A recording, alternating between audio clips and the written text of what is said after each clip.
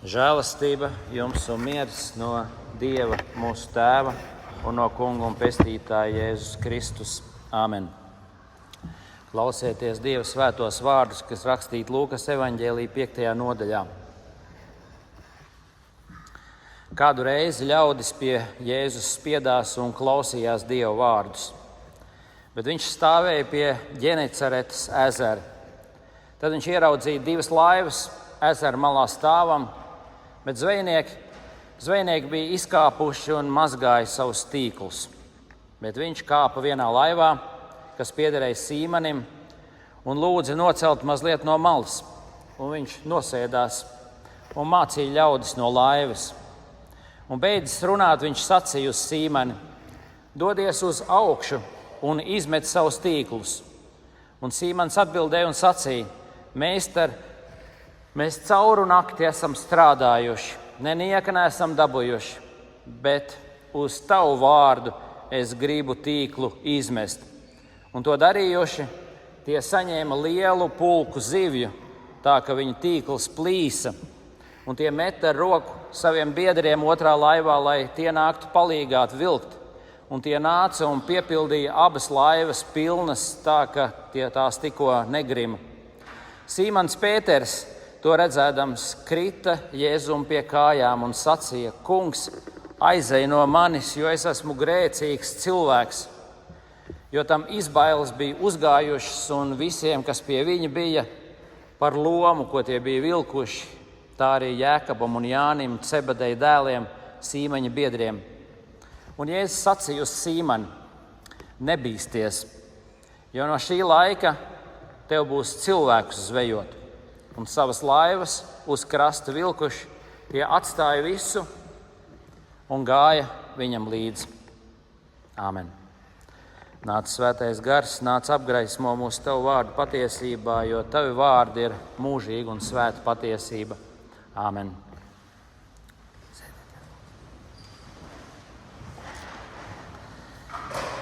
Tas bija viens rīts Ģenecaretes vai Galilejas ezera krastā. Tikko nakts bija pagājusi. Zvejnieki bija izkāpuši krastā, viņi vairs nezvejoja. Ko viņi darīja? Viņi mazgāja savus tīklus. Tas ir tas pēdējais, smagākais, skumjākais darbs pēc neizdevušās nakts. Viņi skaloja dūņas un aļģes un pārlasīja mezglu. Viņi izklāja auklas saulē un locīja šos tīklus kopā. Tas bija tāds rutīnas darbs. Un pēc neveiksmīgas nakts noteikti viņi klusēdami ar smagumu to visu darīja, jo nav zivju, nav ienākumu, ir trūkums un nezinu, kā pabarot ģimeni. Tātad tukšu tīklu mazgāšana. Ik viens, kurš kādreiz savā dzīvē ir strādājis veltīgi, zina šo sajūtu. Tā smaržo pēc slapja auduma, pēc noguruma, pēc pazaudēta velti laika. Tu esi atdevis visus savus spēkus, bet pretī tu neesi dabūjis pilnīgi neko. Ka tu esi izdarījis visu, kas tavos spēkos, ko tu māki, rezultāts ir 0. Un vai Sīmanis neprata zvejot? Nē, viņš bija sava amata meistars. Viņš nebija nekāds amatieris, viņš nebija nejauši garām gājējs. Viņš pazīst šo ezeru kā savu dēlnu. Viņš saprot ezera umtumus, viņš pazīst ezera straumes un vējus. Un viņš arī zina šo dzelzs likumu. Ģenecaretes ezerā ir jāmakšķerē naktī, jāķer zivis naktī. Jo naktī zivis no dziļuma nāk augšup, un viņas iet pēc barības tuvāk virsmai. Un tur zvejnieks var tikt klāt šīm zivīm, šajos augstākajos ūdeņos, kur dziļumā neviens parastais tīkls netiek klāt. Tātad nakts bija īstais laiks zvejai. Tur visi apstākļi bija pareizi, un pieredze viņiem to apstiprināja. Un tomēr šī nakts bija tukša. Viņi neko nebija dabūjuši. ezers šķita miris. Un tieši šajā rītā, pie šiem tukšajiem tīkliem, pie šiem vīlušamies vīriem, nāk Jēzus. Un Jēzus jau ir pazīstams sludinātājs. Tur rakstīts, ļaudis spiedās viņam klāt, lai viņi dzirdētu. Lūkas raksta, pūlis burtiski drūzmējās pie viņa, lai dzirdētu Dieva vārdus. Un krasts, kur viņi stāvēja, kļuva par šauru. Un tad Jēzus dara kaut ko negaidītu un praktisku. Viņš iekāpj šajā laivā, Sīmaņa laivā. Tajā pašā laivā, kas nu pat bija lieciniece cilvēciskam bezspēkam un tukšumam. Un ko viņš lūdza? Viņš lūdza, lai attirtu mazliet no krasta, lai apsēstos un sāktu mācīt pūli. Es gribu, lai jūs ielūkojaties šajā ainā. Laiva viņam tajā brīdī kļuva par kanceli, un pa ūdens virsmu balss skanēja dabiski un kā nevainojams rezonators, un krasts bija draudze. Un mēs redzam, cik pārsteidzoša šī Dieva pedagoģija šajā rakstu vietā. Vieta, kas vēl pirms stundas nesa tikai sarūktinājumu un vilšanos. No rīta šī laiva kļuva par avotu, no kuras skanēja mūžīgās dzīvības vārdi, mūžīgās dzīvības apsolījums. Un blakus Jēzum sēdēja Sīmanis. Citiem vārdiem, tas, ko mēs pazīstam kā Pēteri. Viņš sēdēja blakus, viņš bija spiests klausīties, un viņš pat nenojauta tajā brīdī, ka viņa darba instruments, viņa laiva, viņa ikdiena, viņa tikko piedzīvotā neveiksme, tajā pašā brīdī tiek svētīta. Šī vieta pārtop par vietu, kur iemājo Dieva vārds. Un Jēzus šajā gadījumā nav izvēlējies kādu sterilu svētu kalnu, no kura runāt. Viņš izvēlējies zvejnieka laivu, šo te noguruma vietu, noguruma simbolu. Un, kad Jēzus bija beidzis runāt uz pūli un sludināt, viņš pagriežās pret Sīmani un saka. Un viņš saka tādu lietu, kas ir pret jebkādu zvejniecības loģiku. Viņš saka viņam, dodies dziļumā un izmet savu tīklu, lai dabūtu lomu. Un no profesionālā viedokļa tas bija pilnīgi neprātīgi. Varbūt zvejniekam tas bija pat aizskaroši. Šāds aicinājums. Padomāsim, cik daudz aplamību šķietam Jēzus šeit pasaka. Pirmkārt, viņš sūta viņus nepareizajā laikā. Diena ir sākusies. Ir dienas vidus. Neviena zivs nenāk virspusē, lai tiktu noķerta. Otrkārt, tā bija nepareizā vieta. Viņš sūtīja, viņš teica, ej dziļumā. Dziļumā neviena zvejnieka tīkla netiek klāt. Dziļums ir pārāk dziļš. Tīkli ir bezspēcīgi. Tur zvejot nav jēgas. Un visbeidzot, kas ir pats Jēzus? Jēzus ir galdnieks, namdaris no Nāceretes. Galdnieks namdaris tagad dos padomi zvejniekiem, kā zvejot. Tā ir aplamība.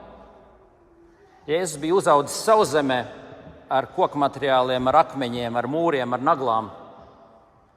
Ko gan šis amatnieks varētu iemācīt vīriem, kas ir uzauguši uz ūdens, kas no bērnības ir zvejnieki. Un Sīmans to visu zina. Viņš varētu sākt strīdēties pretī, viņš varētu pasmaidīt, paironizēt par šo teorētiķi, kas ir atnācis viņus pamācīt. Tad viņa atbildē sadurās šīs divas pasaules.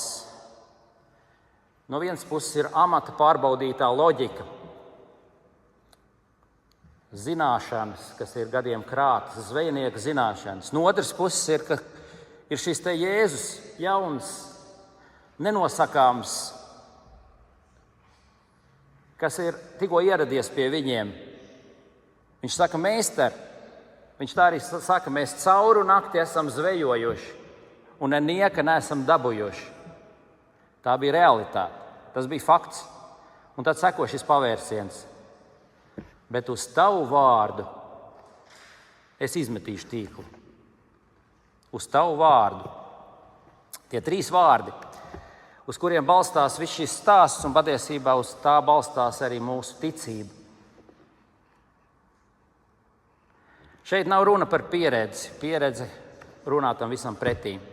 Šeit nav runa par loģiku, jo loģika to sauc par muļķību, ko viņi tagad darīs. Te nav runa par iedvesmu un emocijām, bet arī tādas viņiem tajā brīdī nebija.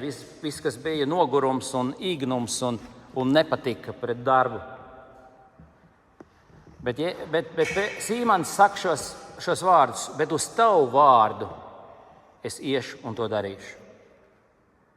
Un izrādās, ar to pietiks Sīmanim, un ar to pietiek arī mums visiem.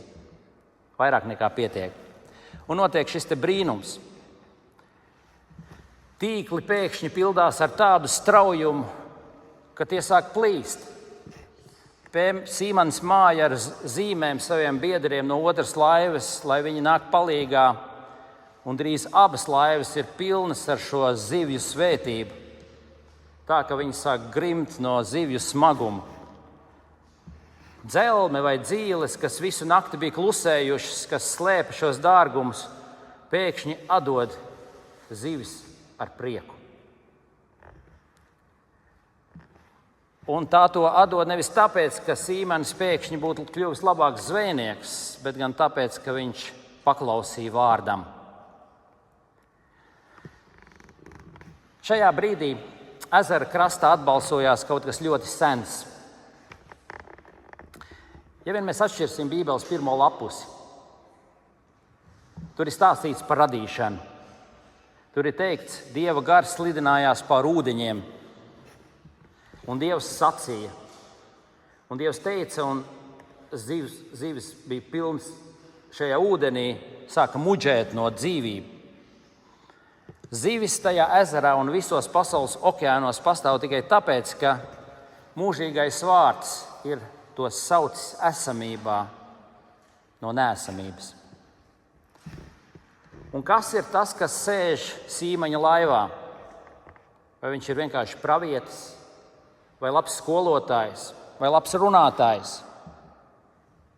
Nē, viņš ir pats saimnieks, pats radītājs.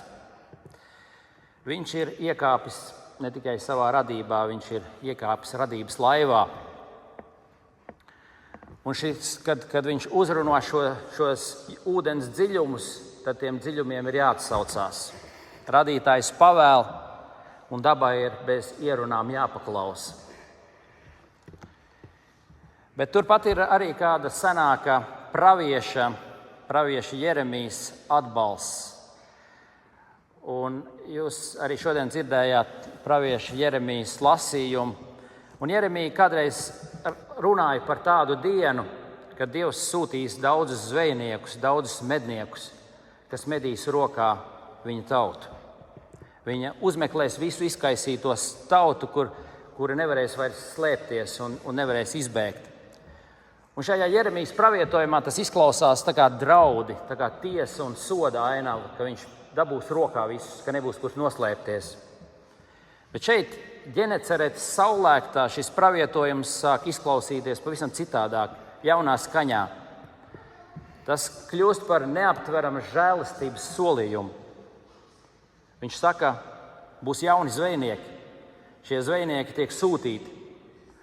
Un viņu uzdevums vairs nebūs nest tiesu un sodu, bet gan glābšanu. Loms vairs nebūs zivis, kas izvilktas no savas vides, lai nomirtu, bet loms būs cilvēki.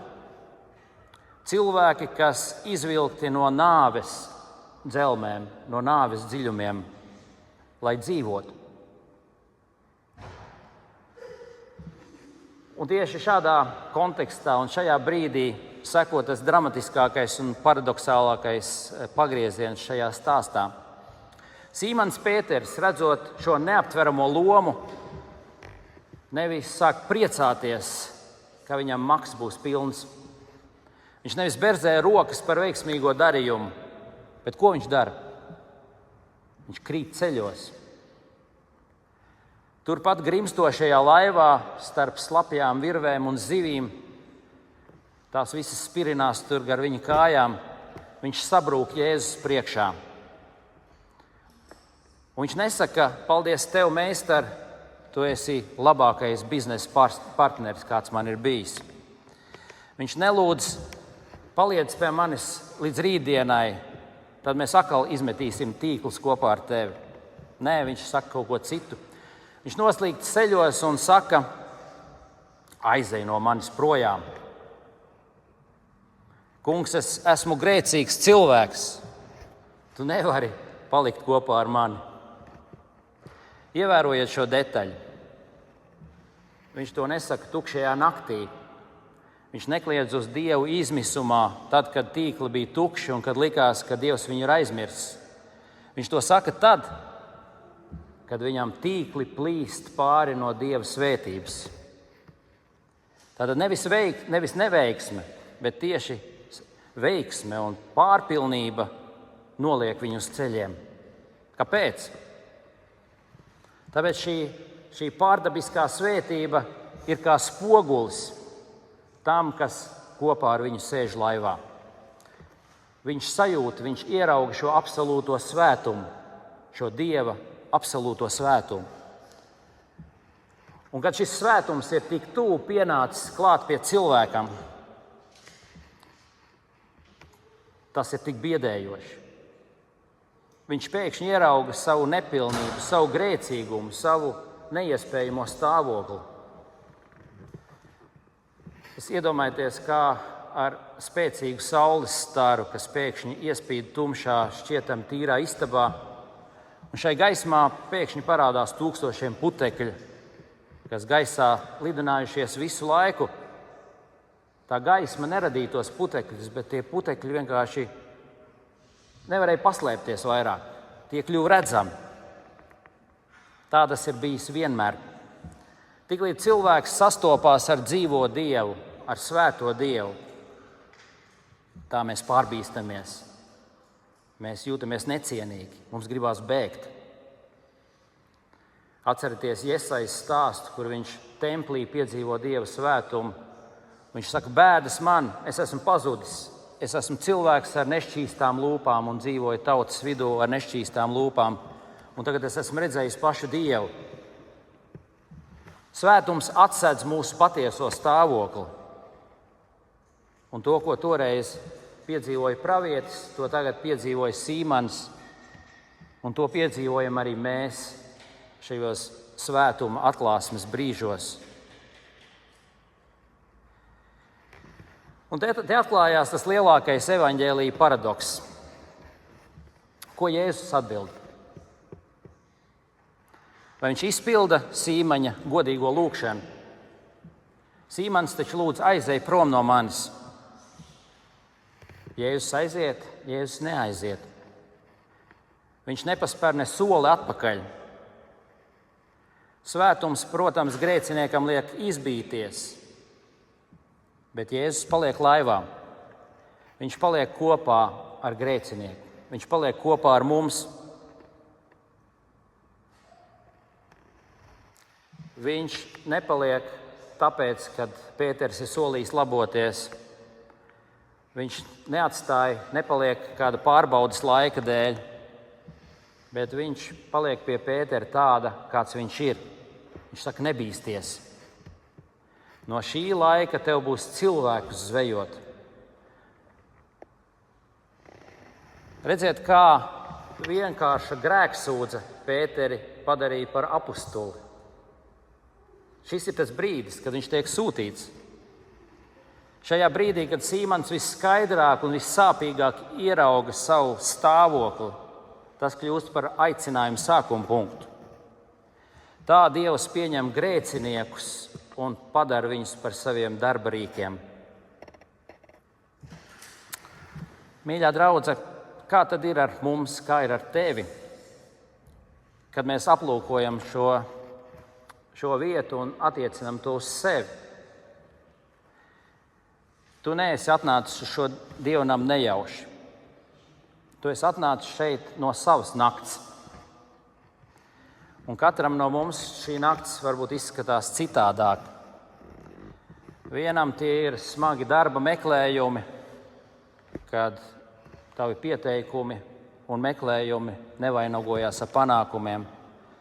Citiem varbūt ir vecāku sirds sāpes par varbūt pieaugušiem bērniem, kuri vairs nezvana, aizgājuši pa citu ceļu, kaut arī esam darījuši, ko mācējuši.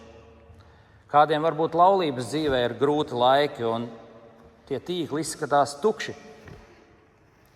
Kādam tie ir gadi un mēneši pie smagi slima tuvinieku gultas, un kad neredz nekādu perspektīvu un uzlabojumu. Kāds varbūt ir lūdzis gadiem ilgi, atkārtojis kādu lūgšanu 10 gadu, bet šī lūgšana ir iekritusi kā tukšumā. Un tieši šajā rītā, šādā brīdī vārds ienāk. Kā toreiz pie Sīmaņa, tā tas ienāk arī pie mums. Jo arī šeit mēs esam laivā, arī šeit mēs esam ar savu kungu. Viņš ir sēdējis un runājis ar mums caur rakstiem, caur dziesmām. Un tagad viņš pagriežās pret tevi un saka, dodies dziļumā.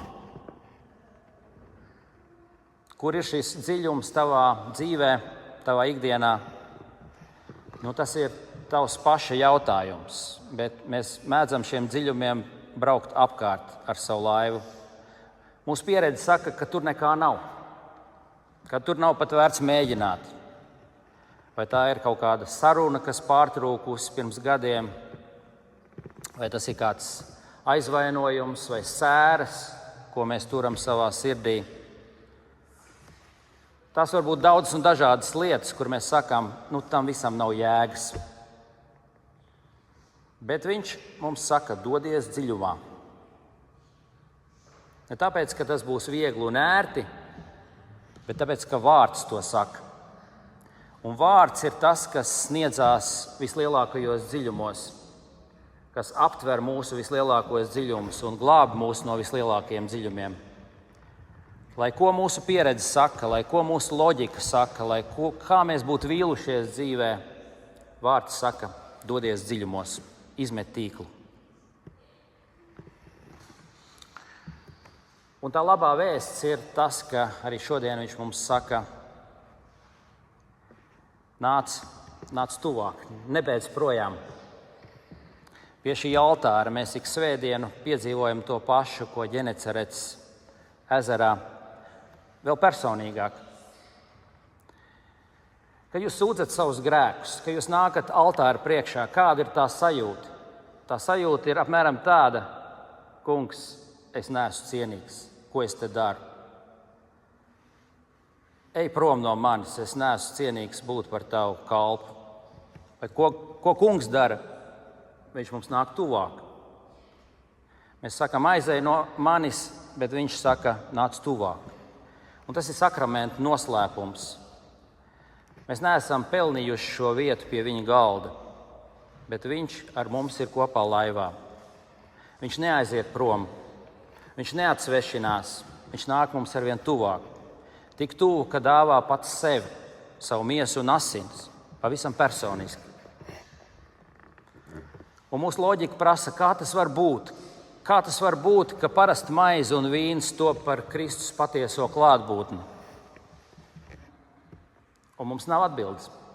Mēs tikai kā Pēters varam teikt, uz tavu vārdu, kungs, uz tavu vārdu neiespējamais kļūst iespējams. Ja tu saki, tā ir mana miesa, tad tā ir mana miesa. Ja tas ir mana asins, tad tā ir mana asins.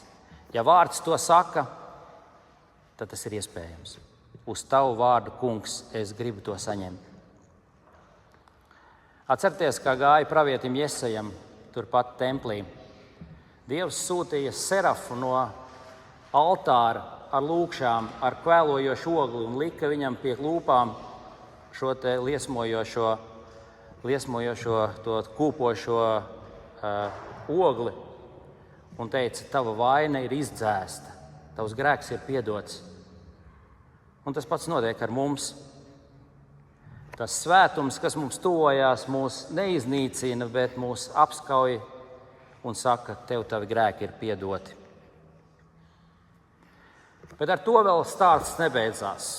Stāsts neapstājās pie pilnām laivām un zivju kalniem, un arī mūsu dievkalpojums nebeidzās ar altāra pakāpieniem un svētības saņemšanu.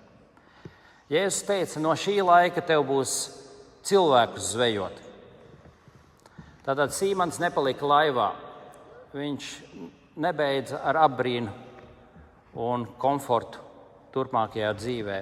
Viņš tika sūtīts tālāk. Un tāpatās arī ik viens no mums, mēs nepaliekam baznīcas mūros, mēs ejam dzīvē, mēs tiekam sūtīti dziļumos. Un kā jūs sapratāt, mūsu dziļums ir tie cilvēki, kas mums apkārt.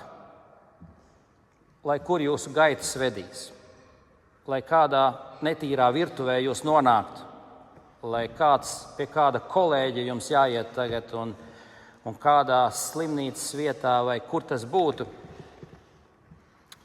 Dievs saka, ej dziļumos, tu esi cilvēku zvejnieks. Tur, kur tava līdzšinējā pieredze, aprēķins un pasaules loģika saka, nekas labs nebūs, tur Dieva vārds tevi sūta. Viņš sūta ezera dziļumos. Un atceries, tu neej tukšā, tu neej savā spēkā, tu ej no Kristus altāra, tu ej ar vārdiem nebīsties savā sirdī. Un tu esi kļuvis par viņu sekotāju. Un ko tas nozīmē, Jēzus sekotājs? Vai tas nozīmē, ka tu aizej un dzīvo savā cellē mūžīgi? Nē, tu ej atpakaļ pasaulē. Tu ej pie cilvēkiem atpakaļ, bet jaunā kvalitātē. Tas notiek ar tavu dzīvi. Tad, kad šajā nedēļā tu iesi atpakaļ savā dzīvē, iespējams, tur arī būs tā veltīguma sajūta, ka viss ir tukšs, viss ir par velti. Dzīve šķiet grūta, smaga, nedod augļus. Liekas, ka mums rokas nolaižās un gribās padoties. Atceries šo rītu pie Ģeneceretes ezera, šo brīdi pie altāra. Nevis tas, ka tu esi tagad kaut kas kļuvis, nevis tas, ka tava dzīves tumšā nakts tagad izšķir šo gala iznākumu. Atceries, ka viss ir viņa rokās. Mēs varam teikt, uz tavu vārdu, kungs. Un Sīmanim ar to pietika, un arī mums ar to pietiek. Ticiet tam. Āmen.